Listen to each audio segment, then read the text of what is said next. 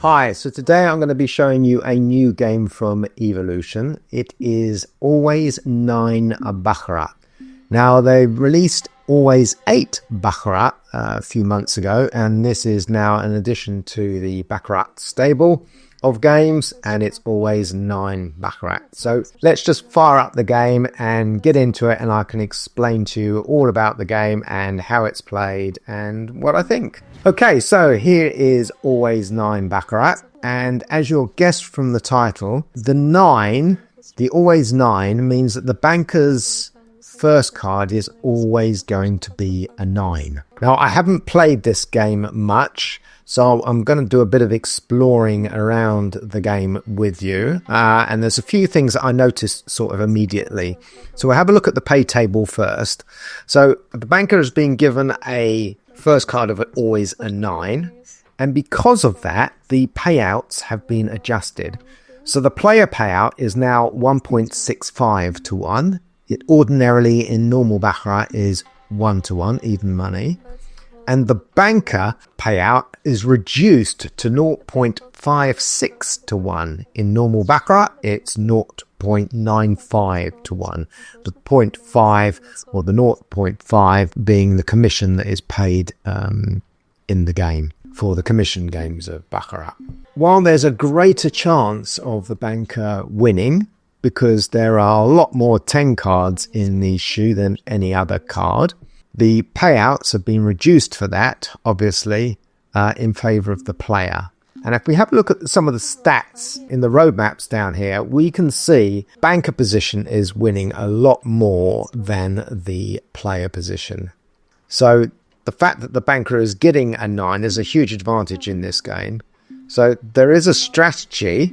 Well, I'm not saying there is a strategy because I don't know if there is a strategy that you can use, but the strategy of this game is trying to bet on the player when the player is most likely to win, which is almost an impossible task to predict. What makes this even more worrying to me, or not worrying to me, but in terms of the way that the game is stacked, is because the banker's card is always a 9, I don't know whether 9s have been removed from the dealing shoe. And as you can see in this game, the dealing shoe is an automatic dealing shoe, which means that you're effectively getting a new set of 8 decks every game round. So if there are 9s in the shoe as well, so if it's the standard 8 deck shoe, including all the 9s, then you've got more 9 and 10 cards in the shoe than you have of any other number that's going to match with that 9, which means that the banker will always get, most of the time, a better hand. So if another 9 came out, the banker would have a natural 8, and therefore that would be a winning hand as well. So the banker is going to win whenever a 10 card or a 9 card is drawn out of the shoe, and it'll give them an actual hand. And then you've got all the other hands where the banker would win ordinarily because they've got a greater number. And as I say that, the player's just won with a 7, which is pretty good. So you can see that, you know, through these road maps, that the banker has won probably twice as many hands as the player.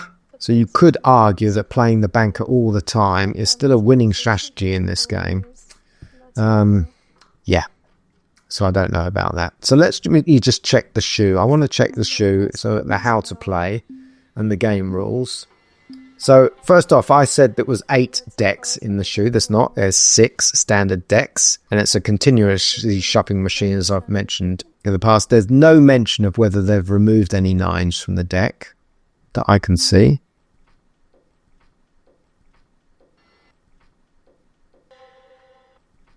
The RTP of the game remains unchanged regardless of what the payouts are. So it's 98.44%. And that's based on the banker hand, as we can see here. And there are side bets as well. So let's have a look at shuffling, what the shuffling says. They're all in a continuous shuffling machine. So yeah, no mention of the 9s having been removed because there's always a 9 there. So I suspect this is an additional 9 over and above the 6 pack. 6 times 4, which is there's 4 9s in every pack. So 6 4s are 24. So you've got 25 9s now. And the 10 cards, you've obviously got a lot more in the dealing shoe. Right, let's just place a bet. We're going to bet on we've got a banker run here. So as you know, I like to chase runs. So we'll just bet on the banker. Ties pay 9 to 1. And obviously if there is a tie and you haven't bet on it, then you'll get your money returned. That's standard in Baccarat.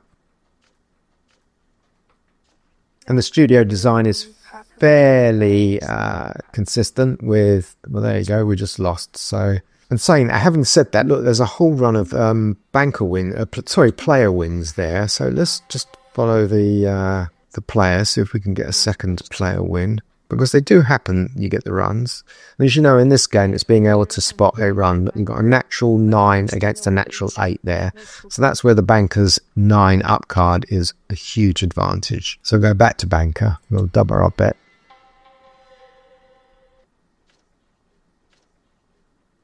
I'm trying to work out who this game is aimed at, whether it's aimed at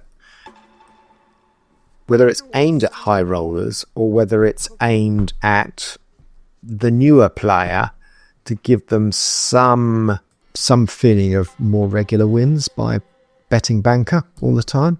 I don't quite know. And I don't know why Evolution have gone from an always 8, which they've still got always 8 Baccarat, to always 9 Baccarat. I don't know what the difference is. Obviously, it's a bit of a money maker for them, because you wouldn't create another game that wasn't doing particularly well. So it may not do well for players, but it might do extremely well for the casinos. One for players. If you've got any idea of why they've done this, then please leave a comment under the video. So it'd be nice to sort of have a better understanding of what's going on and why they've created this game. Unfortunately, they weren't visible at the last conference I went to, Evolution, which was in October in Las Vegas. They normally have a stand there, but they didn't this year. So I didn't have anyone to talk to about new games and what's coming up. But as you can see, we're on a bit of a run here with the banker. So we're just going to keep following that until we lose. And then that'll be the end of this video. My general advice is to steer away from games that have got continuous shuffling machines. Oh look, we've got a tie there.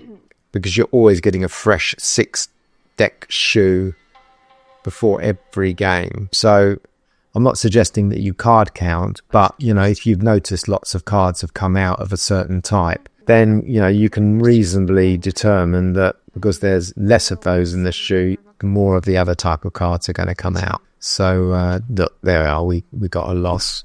So with this continuous shoe, you never get that into that situation. So I think that pushes the edge more to the house than it does the player, even though there's already a built-in house edge with Baccarat. Okay, so that's all I wanted to do, was to show you quickly always 9 Baccarat from Evolution. Give it a try if you like. I'm not sure why you'd want to play this long term, but it's certainly worth a punt for a few game rounds, especially if you happen to get on a lucky run. If you do, bank your winnings and move on is what I'd say, and go and play a more traditional game. Okay, so hope you enjoyed that. Until the next video, drop us a like if you liked the video. Subscribe to my channel if you haven't done so before. Otherwise, I shall see you on the next video. Cheers. Bye.